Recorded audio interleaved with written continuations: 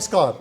Welcome to the latest edition of Organiser this week. Before I get into the business of introducing the latest edition of Organiser Weekly, I would like to tell you something which I believe would put things in perspective. Some time ago, talking to a private news TV channel, retired Supreme Court Judge Justice K.T. Thomas said, after the Constitution, the judiciary and the armed forces, it is the RSS that has kept the unity and integrity of Bharat intact.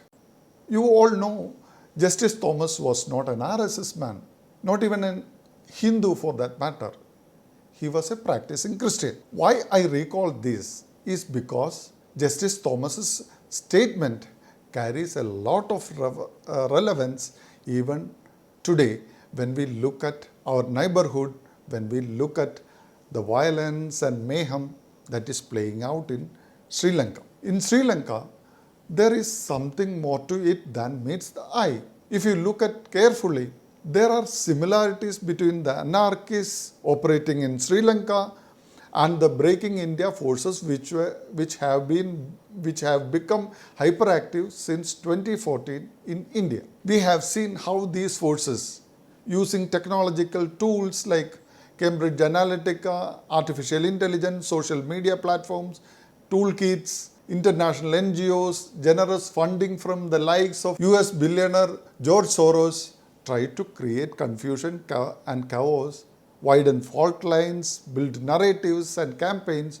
to destroy Bharat and its economy. We have seen how a conglomerate of Andolan Jivis, Maoists, urban Naxals, Islamists, Khalistanis, Marxist malcontents, Dianas and their retainers joined together to wage a war against Bharat. We have seen this during the anti-CAA protests, farmers' agitation, Agnipath scheme protests and other agitations. Thanks to a determined government, a strong political leadership and a nationalist citizenry, these forces could not succeed. But in the case of Sri Lanka, these forces have managed to wreak havoc. Sri Lankan politicians aggravated the crisis.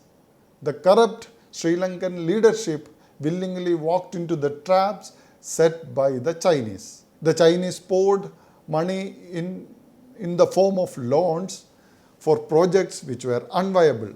In the wake of COVID-induced economic meltdown, Sri Lanka's foreign exchange reserves dried up. The country had no money to pay for imports of basic goods.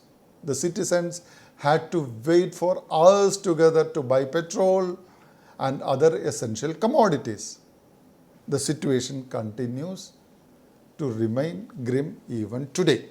In this edition, we have extensively covered the factors, the agencies, the actors who have precipitated the crisis in Sri Lanka. Moving to another important development.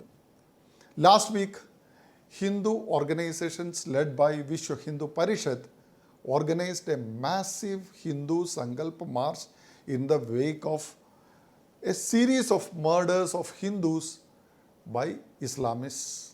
Vishwa Hindu Parishad International Working President Sri Alok Kumar, who spoke at the event, said, Bharat will run according to the Constitution and not according to the Sharia law, which calls for barbaric customs like stoning and public beheading. He also said, in the case of Nupur episode, the Islamists are making a mountain out of a molehill. By doing so, they want to push the Gyanvapi issue to the background.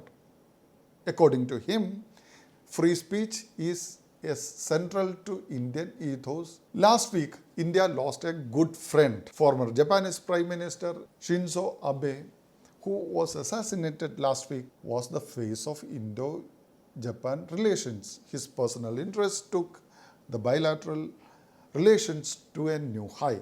Now, moving from Japan to Afghanistan, there has been a realization in the External Affairs Ministry that Bharat needs to engage with the Taliban, as it is a reality we cannot ignore. Manish Rai analyzes what are the Bharat's options and opportunities with regard to dealing with the Taliban. Well, we have a piece of good news. Our Indian rupee is going global. RBI has introduced a new mechanism for international trade settlements in rupees, aiming to promote exports and imports. Now, this move will enable Indians to trade with countries that are under Western sanctions like Russia and Iran. Prasoon Sharma analyzes how this can change global economic order. After the Kashmir files, R. Madhavan's rocketry, the Nambi effect, has rattled the left liberal ecosystem. The film unravels the story of Nambi Narayan, the former ISRO scientist who was hounded by a section of the media, politicians at the instance of foreign spy agencies to scuttle India's space program. Interestingly, the criticism of the left liberal cabal is not about the quality of the film or the storyline or the technical aspects. They are upset that the main character is sporting a tilak, the film is too much patriotic and too much Hindu, quite a problem, I believe.